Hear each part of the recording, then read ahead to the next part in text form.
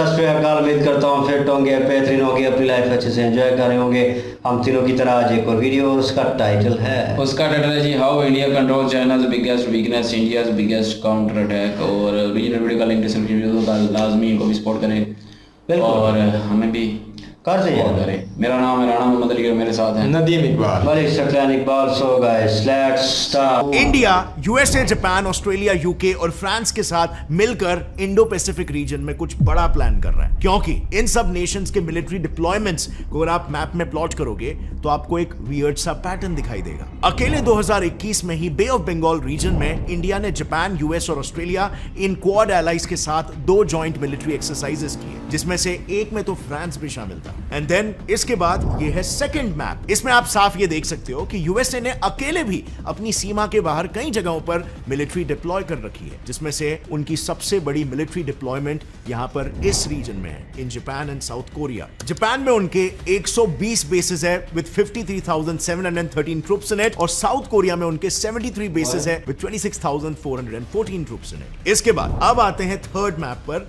जो है ये मैप बेसिकली ना न्यूक्लियर सबमरीन्स के डिप्लॉयमेंट को बताता है, जो ऑस्ट्रेलिया अपने यूके और यूएस इन AUKUS एलाइज के साथ मिलकर इस दशक के अंत तक करने वाला है। सो नाउ इन तीनों मैप्स का सिग्निफिकेंस आखिर क्या है? वेल, मे बी आप सोच रहे होंगे कि ये तीनों मैप्स रैंडम है और हम यूं ही में कोई पैटर्न क्रिएट करने की कोशिश कर रहे हैं, बट बिलीव मी, ये रैंडम इवेंट्स बिल्कुल भी नहीं। इफ यू क्लोजली लुक, ये सभी एक्टिविटीज जहां जहां पर भी हो रहे हैं या होने वाले हैं, अगर उन्हें एक ऐसे ट्राइंगल के रूप में हम प्लॉट करें तो उस ट्राइंगल के लगभग बीच में 3 देश पड़ते हैं, सिंगापुर, इंडोनेशिया और मलेशिया। और अगर इसको भी और नैरो डाउन करे तो टू बी मोर प्रिसाइज, ये नैरो समुद्री रास्ता पड़ता है कॉल्ड द मलाक्का स्ट्रेट, जो कि इन तीनों देशों के बीच से गुजरता है और जहां से अकेले पूरी दुनिया का 60% ट्रेड होता है। सो टेक्निकली अगर देखा जाए फ्रेंड्स, कोई भी देश हो, यहां पर हमारा देश इंडिया भी अपने सभी मेजर एलाइज के साथ मिलकर इस मलाक्का स्ट्रेट को डोमिनेट करने की कोशिश कर रहा है। And the reason is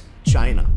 China is hell-bent on single-handedly dominating the Malacca Strait, क्योंकि this would mean China single-handedly world trade को dominate कर पाएगा, और उसके लिए चाइना के पास एक मास्टर स्ट्रैटेजी है। देखो, हर सी फेसिंग कंट्री की समुद्री सीमाएं 1982 United Nations convention on the law of sea के तहत ओशन में करीब 200 नॉटिकल माइल्स या सिंपली 370.4 किलोमीटर्स तक ही मानी जाती है। दिस बेसिकली मींस उस पर्टिकुलर कंट्री का इस 200 नॉटिकल माइल्स के रेडियस पर एब्सोल्यूट कंट्रोल होता है। कौन उसमें फिशिंग करेगा, कौन उसमें ऑयल माइनिंग करेगा, कोई लीगली अगर अंदर आया तो उससे कितना कमीशन लेना है, और कोई इलीगली अंदर आया तो उस पर क्या एक्शन लेना है, ये सब बेसिकली वो कंट्री ही कंट्रोल करती है। और इसीलिए इस रीजन को उस कंट्री का एक्सक्लूसिव इकोनॉमिक जोन यानी EEZ कहते हैं। अब ऐसे में आपको शायद पता नहीं होगा, पर चाइना वो इकलौता ऐसा देश है जिसके बॉर्डर्स 14 देशों से लगते हैं, मगर जिसके बॉर्डर डिस्प्यूट्स 18 देशों के साथ चल रहे हैं। जी हां, सही सुना आपने, उन देशों के साथ भी जो एक देश छोड़ के पड़ते हैं। ये देखो, ये है वो लिस्ट ऑफ कंट्रीज जिनके चाइना के साथ बॉर्डर डिस्प्यूट्स चल रहे हैं, उनके नाम के बगल में फिर ये डिस्प्यूट्स कब से चल रहे हैं और साथ ही उनके रीजंस क्या थे, ये सब प्रॉपर्ली एक टैबुलर फॉर्म में दिया गया। अब इस लिस्ट में क्या आपको वो 2 देशों के नाम दिखाई दिए जिसका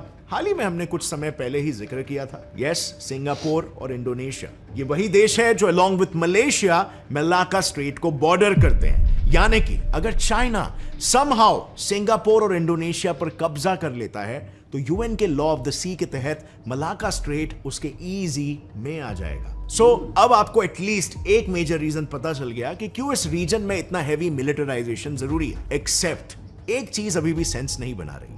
इंडिया, जिसका बाय द वे ज्यादातर ट्रेड जब उसके वेस्ट में पड़ने वाले देशों के साथ होता है, वो मलाक्का स्ट्रेट पर तो काइंड ऑफ डिपेंडेंट ही नहीं है, तो वो आखिर 2 ऐसे देशों के लिए चाइना से क्यों उलझ रहा है जिनके बॉर्डर तक इंडिया से नहीं लगते? सो टू आंसर दैट, बस इतना समझ लो कि इनके बीच से गुजरने वाला मलाक्का स्ट्रेट बाकी 2 देशों से ज्यादा चाइना की एक मेजर जुगुलर वेन है। इसका मतलब बेसिकली चाइना की वो दुखती नस जो इंडिया के हाथ में हो सकता। Now this is because China दुनिया का सबसे बड़ा मैन्युफैक्चरिंग सुपर पावर है, जो सालाना इंडिया से ऑलमोस्ट 10 टाइम ज्यादा चीजें मैन्युफैक्चर करता है और उसका ट्रेड करता है। आज जहां पर इंडिया को हर दिन सिर्फ 4.9 million barrels of oil consume करने की जरूरत पड़ती है, चाइना एक दिन में इंडिया से 3 गुना ज्यादा यानी करीब 15.4 मिलियन बैरल्स ऑफ ऑयल रोज कंज्यूम करता है। ऐसे में क्योंकि चाइना का 80% ऑयल मिडिल ईस्ट और अफ्रीकन कंट्रीज से आता है, ये सारा ऑयल एग्जैक्टली इसी इसी नैरो मलाक्का स्ट्रेट से होते हुए आता है। एंड सो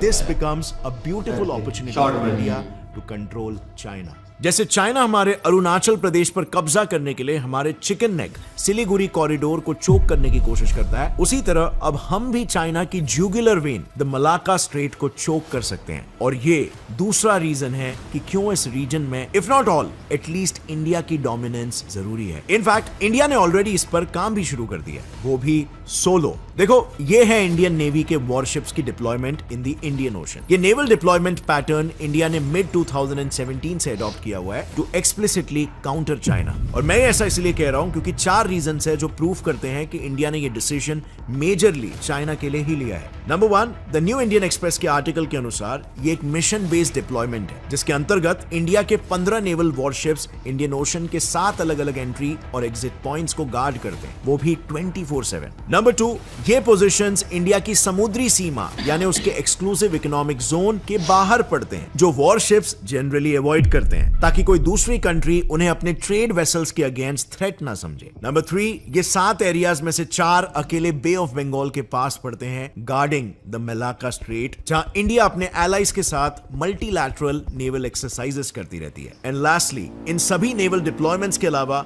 भारत ने समुद्र के ऊपर से निगरानी रखने के लिए long range maritime reconnaissance aircrafts और उसमें भी मोर स्पेसिफिकली बोइंग द्वारा बनाए गए पोसाइडॉन 8i प्लेन्स डिप्लॉय कर रखे हैं, जो ऑलमोस्ट हर रोज तमिलनाडु के अराकोनम में स्थित Indian naval air station INS रजाली से उड़ते हैं और साउथ चाइना सी तक पेट्रोलिंग करके आते हैं। ऊपर से भारत ने साल 1991 से चली आ रही अपनी लुक ईस्ट पॉलिसी, जो by the way in Asian countries के साथ मोस्टली ट्रेड को बढ़ावा देने के लिए बनाई गई थी, उसे भी अब मॉडिफाई कर दिया है। साल 2014 से अब इसे एक्ट ईस्ट पॉलिसी बुलाया जा रहा है, जिसके अंतर्गत भारत और एशियन कंट्रीज अब सिर्फ इकोनॉमिक कोऑपरेशन नहीं बल्कि सिक्योरिटी एंगल से भी एक दूसरे के साथ कोऑपरेट कर रहे हैं। इसका सबसे बड़ा एग्जांपल है installation of coastal surveillance radar systems across the entire Indian ocean. दरअसल कारगिल वॉर के बाद जब उस वॉर के रेपरकशंस को असेस करने के लिए एक कारगिल रिव्यू कमेटी बिठाई गई थी, तो उनकी रिपोर्ट में उन्होंने डिफेंस मिनिस्ट्री को रेकमेंड किया था कि वो इंडियन ओशन में अपना सर्वेलेंस बढ़ाए और समुद्र के अंदर और बाहर हर जगह अपनी नजरें रखे, क्योंकि हर बार खतरा नॉर्थ से नहीं आएगा। बट देन इसे तब की डिफेंस मिनिस्ट्री ने सीरियसली नहीं लिया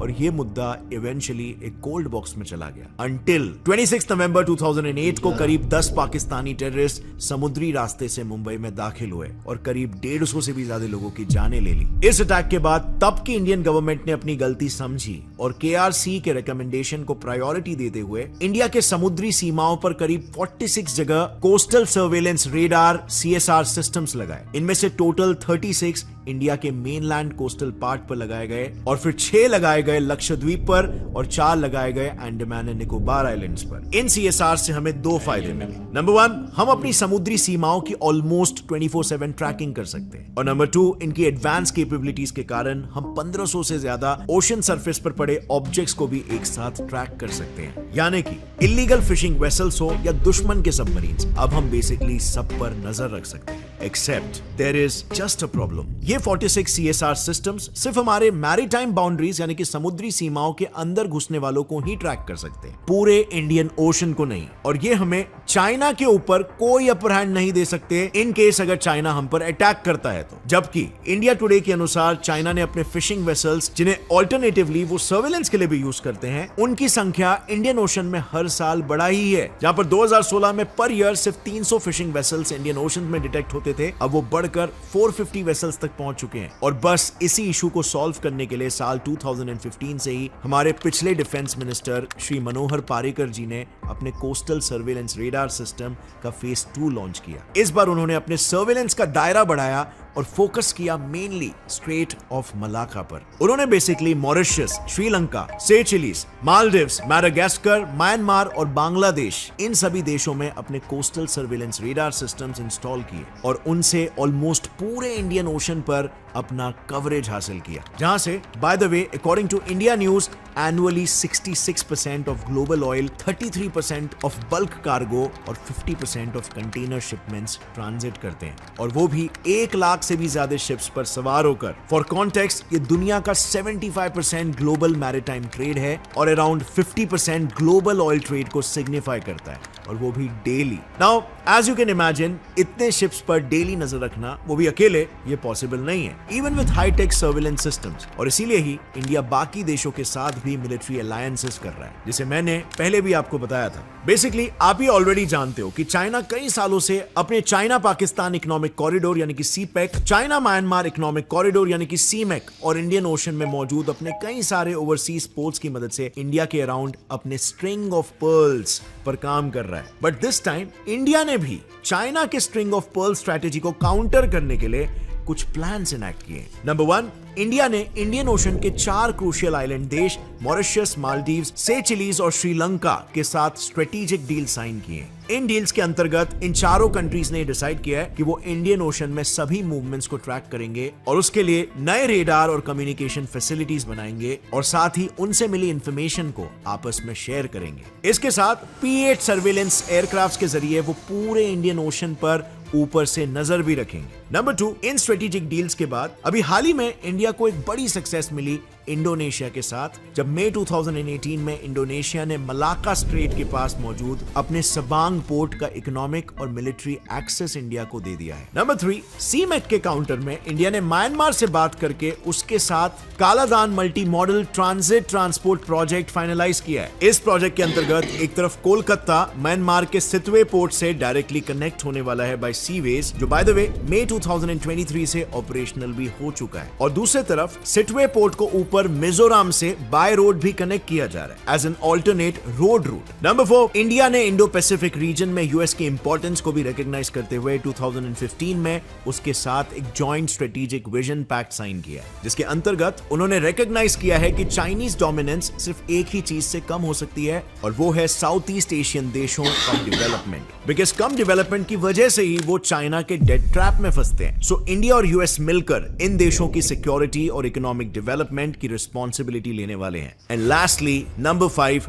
क्वाड। अब इंडिया इंडो पैसिफिक रीजन को लेकर यूएस के साथ इंडिविजुअल डील्स तो कर ही रहा है, लेकिन साथ ही साथ मल्टी कंट्रीज एसोसिएशन भी कर रहा है, जैसे कि क्वाड्रिलैटरल सिक्योरिटी डायलॉग यानी कि क्वाड। अब जैसे कि आपको ऑलरेडी पता है, यहां पर इंडिया 3 देश यूएस, जापान और ऑस्ट्रेलिया के साथ मिलकर काम कर रहा है, जिसमें इंडो पैसिफिक रीजन के मैरीटाइम सर्वेलेंस इंफ्रास्ट्रक्चर को डेवलप करने के लिए इन्होंने करीब $50 बिलियन इन्वेस्ट करने का प्लान किया है, ताकि चाइना की नेवल और फिशिंग एक्टिविटीज और ज्यादा एक्यूरेटली ट्रैक किया जा सके।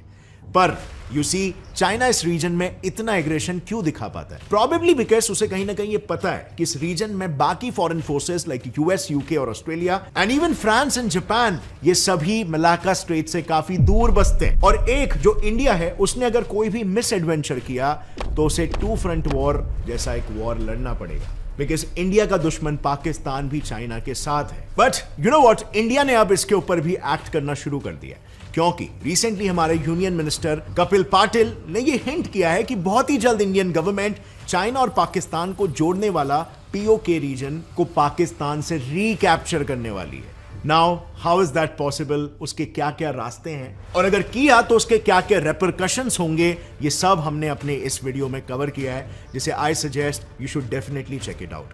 आपको डिटेल में पता चलेगा कि गवर्नमेंट का क्या दावा है कि हम 2024 तक पीओके को इंडिया का हिस्सा बना लेंगे। और अगर इस पर्टिकुलर वीडियो से आपको कुछ भी सीखने मिला तो एक लाइक जरूर ठोकना। गौरव जी ठाकुर इंस्टाग्राम आईडी को फॉलो कर लो, हमारी इंस्टाग्राम कम्युनिटी ग्रो हो रही है, ऑलमोस्ट 2 लाख फॉलोवर्स रीच हो चुके हैं। So if you want to connect with me over there, then follow me on Instagram. See you next time. Stay curious, keep learning and keep growing. Jai Hind. वाह जी वाह, काफ़ी detail भाई साहब ने, और वाकई बहुत डिटेल थी इनके पास, और बिल्कुल करेक्ट डिटेल दी है। और स्ट्रेट ऑफ मलाइका जो थी उसके बारे में पहले भी कितनी वीडियो में मैंने जिक्र किया था कि वहाँ पे जो है वो चाइना को अब लगता है कि मैं फंस जाऊँगा वहाँ पे, अब मेरा रास्ता बंद। तो इसीलिए जो है वो कितनी दफ़ा हमने वीडियो में पहले भी जिक्र किया है कि वो पाकिस्तान में सीपैक बना इसी वजह से रहा है कि वहाँ से जो स्ट्रेट ऑफ मलाइका जो है वो अगर बंद हो भी जाती है तो यहाँ से वो जो अपने बिजनेस है वो स्टार्ट रखे। तो अभी जो है वो पिछली एक वीडियो में मैंने जिक्र किया था, काफ़ी लोगों को लगा भी था, इन भाई साहब को भी लगा था कि नहीं चाइना की वजह से नहीं, ये पाकिस्तान की वजह से ही है। तब मैंने यही कहा था कि ये चाइना की वजह से ये हिस्सा लेना है इंडिया ने, पीओके जो गिलगित बल्तिस्तान है जो। वो इंडिया ने जो है वो चाइना की वजह से लेना चाह के चाइना और पाकिस्तान का जो कनेक्शन बना हुआ है सी पैक जो मेन वहाँ से शुरू होता है वो भी ख़त्म हो जाएगा, वहाँ से ज़्यादा रास्ता कट जाएगा तो वो भी छुट्टी। तो इसलिए जो इंडिया है वो उस पर अटैक करके वो वापस लेना चाहता है। तो जो पिछले बयान भी आ रहे थे तो मैंने कहा था कि ये ज़्यादातर जो है वो चाइना को काउंटर किया जा रहा है। तो ज़ाहिर है फिर पाकिस्तान तो रगड़ने जाएगा बीच में, क्योंकि वो पाकिस्तान के पास है हिस्सा। असल में कर काउंटर रहे हैं चाइना को, क्योंकि इंडिया को पता है पाकिस्तान इस हालत में नहीं है अब कि इसके लड़ा जाए। वो ये कहते हैं ना कि एक मरा हुआ जो होता है ना उसको ये समझते हैं अब इंडिया वाले पाकिस्तान लेवल का नहीं छोड़ रहा। हाँ बिल्कुल, वो अपने लेवल का समझते नहीं है अब। तो इसलिए पाकिस्तान के साथ वो लड़ेंगे, लड़ना चाहते ही नहीं है, सीधी सी बात है। तो लेकिन वो सिर्फ चाइना को जो है ना वो रोकना चाहते हैं, जो उसके बिजनेस जो उसकी ये जितने भी राहदारी हैं ना उसको बंद करना चाहते हैं। एक स्ट्रेट ऑफ मलाइका है, उधर से सी पैक है और सी मैक भी है एक, वो चाइना का भी दिखाया है सी मैक, वो मेरे ख्याल में किसके साथ है वो मुझे भूल गया हूँ। बहरहाल तो ये सिर्फ काउंटर करना है उन्होंने और पीओके लेना है उन्होंने वापस। ये वीडियो हर एक वीडियो में मैंने ये कहा था, लेकिन काफ़ी कमेंट आए थे नहीं नहीं ये पाकिस्तान से हमने अपना पीओके लेना है। ये गवर्नमेंट की बातें होती हैं, ज़ाहिर है वो ही जानते होते हैं वहाँ पे कौन सी पॉलिसियाँ चल रही हैं। आम आवाम को नहीं पता, आम आवाम को यही बताना तो यही है ना, ज़ाहिर है सबको बताना यही है कि जो वहाँ का कश्मीर है वो इस कश्मीर का ज़ाहिर हिस्सा है, वो तो सबको पता है। तो ये भी ज़ाहिर है इंडिया को पता है कि वो कश्मीर जो सारा है वो इंडिया का है, तो वो उस हिसाब से वो कहते हैं कि ये हमने अपना वापस लेना है। ठीक है, रीज़न यही है बीच में पीछे कागजी कार्रवाई यही होगी, लेकिन जो मेन असल मकसद है वो तो चाइना को काउंटर करना है, चाइना का रास्ता रोकना है, चाइना को बर्बाद करना है, सीधी सी बात है।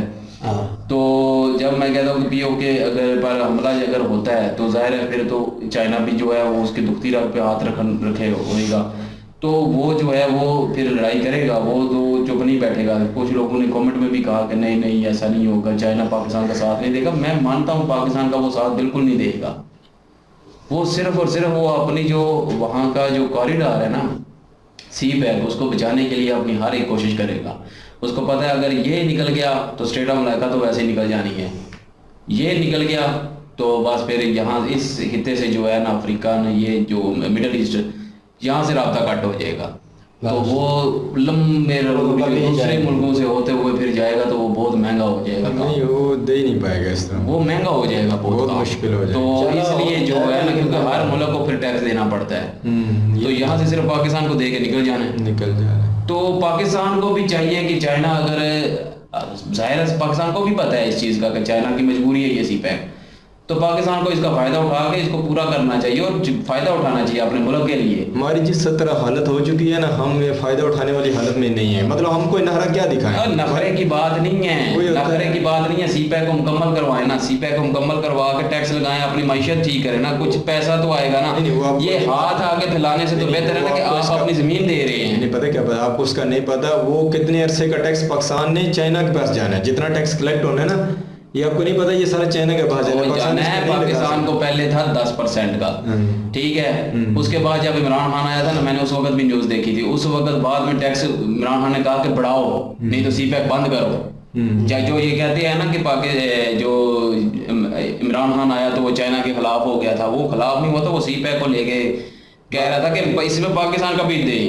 ये बात ठीक है, यही तो प्रॉब्लम है। तो उस वजह से भी मसला बनता है। उसके बाद बलूचिस्तान से गुजरता है, ठीक है। बलूचिस्तान में आप लोगों को पता है कि सी पैक को कभी मुकम्मल नहीं होने देते, वहाँ पे जितने भी चाइनीज जाते हैं उनको मार देते हैं, वहाँ पे हमले होते हैं, सी पैक मुकम्मल नहीं हुआ। तो मैं ये कहता हूँ कि पाकिस्तान जो है वो सी पैक मुकम्मल करे और अपनी मईशत ठीक करे, तो फ़ायदा उठाना चाहिए। बल्कि इससे बजाय कि हाथ ऐसे फैलाने से बेहतर है कि आप अपनी ज़मीन का अगर किसी को दे रहे हैं इस्तेमाल करने के लिए उससे टैक्स लें और अपने मुल्क में लगाएं, वो हाथ फैलाने से तो बेहतर है ना।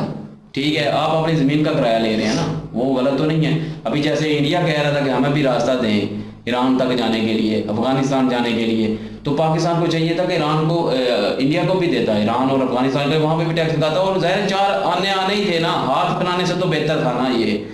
इसीलिए कहा गया था कि ज्योग्राफिकली ये जो जगह है ना ये बहुत अच्छी थी, लेकिन पाकिस्तान ने इसका फायदा नहीं उठाया ना, दिमाग। यही तो मैं कहता हूँ कि पाकिस्तान को अपना दिमाग लगा के इसका फायदा उठाना चाहिए, बजाय इसके कि किसी के नीचे लग के रहने के, चाइना के नीचे लग के रहने के बजाय ये है कि उनको कहें कि भाई ये इधर टैक्स दे के नहीं गुजरना है, वो ठीक होना कहा ना, मांगने की आदत पड़ मांगने की हमें आदत पड़ चुकी है और कुछ भी नहीं है। लेकिन ये है कि इन्होंने बड़ी अच्छी डिटेल में वीडियो बनाई है कि चाइना को कैसे काउंटर करना है, इंडिया कैसे मतलब उसको कर रहा है। वो समुद्र में, समुद्री रास्ते में जो है वो सारा जो रिडार सिस्टम लगाया है, जाहिर है हर कोई चाहता है कि अपने मुल्क की हिफाजत करे, और समुद्री रास्ते में से कोई भी घुस के आ सकता था पहले। लेकिन अभी जो है वो इंडिया ने अपनी सिक्योरिटी बढ़ाई है और अभी इंडिया जो है वो हर मामले में बेहतर होता जा रहा है और साथ वाले मुल्कों को भी अपने साथ मिलाता जा रहा है और हर तरफ से जो है वो चाइना का घेरा तंग कर रहा है। हमें कोई दुख नहीं है, चाइना का घेरा तंग करे, जो मर्जी करे, हमें सच्ची कोई दुख नहीं है। हम तो सिर्फ चाहते हैं कि हमारे पाकिस्तान पे जो ये औखा वक्त आया हुआ है ना, ये गुजर जाए, क्योंकि यहाँ पे भी ये अवाम जो है ना वो, हमें तो ज़ाहिर है अपने मुल्क का एहसास है, हम अपने मुल्क का एहसास करेंगे कि यहाँ पे लोग भी हैं, यहाँ पे भी सारे इंसान ही रहते हैं, तुम्हारे अपने लोग हैं, तो वो मतलब भूख से मर रहे हैं। तो हम तो यही चाहेंगे कोई ये जितनी भी जगह है इसको बजाय इसके कि इसको बेचने के, अभी जैसे वो टिकट चला था अरब ममालिक का कि पाकिस्तान फॉर सेल, ठीक है, तो वो देख के यकीन करें एक दफ़ा तो रूह बंदे की कांपती है। अगर आपके मुल्क के बारे में अगर ऐसा लिखा हो कि फॉर सेल, तो एक दफ़ा तो आपको भी झटका लगेगा। तो इसी तरह पाकिस्तान का देख के मुझे यकीन करें एक दफ़ा शॉक लगा था। लेकिन ये है कि पाकिस्तान को इस सारी सूरत हाल में देखना चाहिए, बजाय इसके कि पाकिस्तान को बेचने के अपनी ये जितने भी राहदारियाँ हैं, अपनी जो जियोग्राफिकल जगह है उसका फ़ायदा उठाएं और उससे जो है वो सारा कुछ करें। और बाकी इंडिया का जो सिक्योरिटी का मामला है वो उनका पर्सनल है, वो चाइना को जो मर्जी करे, हमें उससे कोई लेना देना नहीं है। तो बहरहाल वीडियो अच्छी थी, इन्होंने डिटेल अच्छी दी है, मज़ा आया वीडियो देख के, एंजॉय किया। बिल्कुल जी, वीडियो तो बहुत ज़बरदस्त बनाई है भाई साहब ने, एक पूरी डिटेल थी इसमें, इंडिया क्या क्या कर रहा है उसके बारे में भी बहुत डिटेल से बताया गया है। ये एक तरफ से तो वीडियो देख के मुझे अच्छा लगा है कि मतलब इंडिया अपने दिफा के लिए इतना कुछ कर रहा है। बाकी दूसरी तरफ मेरे को परेशानी ज़रूर हुई है कि इसमें ये अभी आप बहुत से लोगों को हो सकता है गुस्सा है मेरी बात से, पर मेरे को ये बहुत दुख लगा है कि इस हिस्से में भी एक जंग होएगी, बड़ी जंग। यकीन करो जैसे भी इंडिया की प्लानिंग लग रही है ना, दिफा तक तो ठीक था, अपना दिफा करना चाहिए, हर किसी को करना चाहिए, इंडिया को करना चाहिए, नेपाल पाकिस्तान जो भी है करना चाहिए। पर मुझे जो लग रहा है कि इंडिया जो है ना चाहता है कि चाइना को रोका जाए। इस रोकने के चक्कर में यकीन करो आप देख लेना एक वक्त आएगा कि इस हिस्से में जंग होगी, बहुत बड़ी जंग होगी। जंग छोटी सी नहीं होगी, क्योंकि अगर पाकिस्तान को भी रोका जाए तो पाकिस्तान में भी जब आखिरी हद तक आ जाना तो उसने भी न्यूक्लियर चलाना है। इसी तरह चाइना को अगर इसी तरह काउंटर कर दिया जाएगा, हर तरफ से रोक दिया जाएगा, पीओके ले लिया जाएगा। देखो मैं एक वक्त के लिए मान जाता हूँ कि पीओके इंडिया ले लेगा, उसके बाद लाजम चाइना जो है ना वो आखिरी हरबा आजमाएगा।